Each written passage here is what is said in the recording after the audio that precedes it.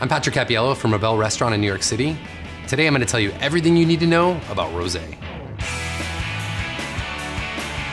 Everyone knows that summertime is rosé time. It's light, crisp, refreshing, and perfect for a hot summer's afternoon. When it comes to rosé, there's a lot of ways of making it and a lot of grapes that can go into the production of it. Basically, any red wine grape can be used to make a rosé wine.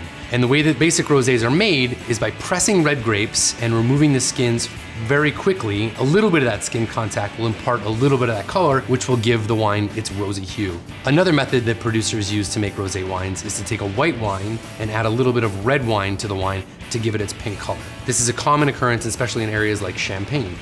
So there are great rosés made all over the world. But for me, three of the standout areas for rosé production are Champagne, where you find sparkling rosés, in the south of France in areas like Provence or Bandol, and in California along the north coast and central coast. One of my favorite Champagne producers that makes rosé wines is Fournay in the area of Vertou. 85% of the wine is made from Chardonnay, and they blend in 15% of Pinot Noir, which gives it the rosé color. It's a great example of a rich Champagne that's made with a red and a white grape. In the south of France, one of the regions that excels in rosé is an area known as Bandol. In Bandol, they grow a grape called Mourvèdre, and Mourvèdre, when it makes a red wine, is really rich, full-bodied, and spicy. But when they press the grapes in and remove the skins quickly, they get a really awesome rosé. Very fresh, very bright, also very spicy. It's a great example of a traditional producer making wines in the south of France. Lorenza is a family-run winery in Northern California. This is their rosé, which is made from a blend of several grapes: Grenache, Cinsault, Mourvèdre, and Carignan. It's a very traditional blend of grapes that you would find in France, but being done in California really, really well. Amazingly aromatic, very floral, very beautiful, a little bit of spice, and really light and crisp in flavor.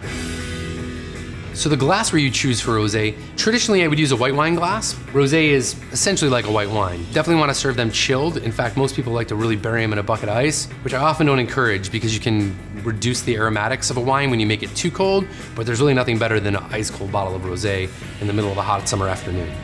Rosés can range in color. The wines that are a little darker in hue are wines that spend a little bit more time in contact with the skins, which give the wine a little bit more of a rich, fuller texture. When the color's lighter, it usually means the wine's gonna be a little lighter as well. Traditional rosés will usually smell a little bit spicy, a little bit floral. For me, this wine is like a lot of apricot, a little bit of white pepper, and some floral notes as well. So as far as food pairing goes, I think seafood is always a no-brainer, especially like raw bar, oysters, shellfish. That sort of stuff is always great. Pre-barbecue is what I always say about rosé. It's the thing that I want to have while I'm getting ready to fire up the grill, and maybe even while I'm firing up the grill. When I'm looking for rosé for summertime, I look for ones that are light, crisp, and refreshing, more mineral driven, and definitely no sugar. That old school idea of white Zinfandel, thankfully, is gone by the wayside, especially for producers in California. It's great to see really traditional rosés being made all over the world. So as we've seen, rosé can be made in many different ways from many different places. But the one thing they all have in common is it's best to be enjoyed out of an ice bucket on a hot summer afternoon. I'm Patrick Cappiello from Playboy.com. For a little texture, you know, and we also have some crispy parsley. Get that nice parsley flavor. It's beautiful. That's it, man. All right, time to test the pairing. Yeah, let's see how you did. All right, let's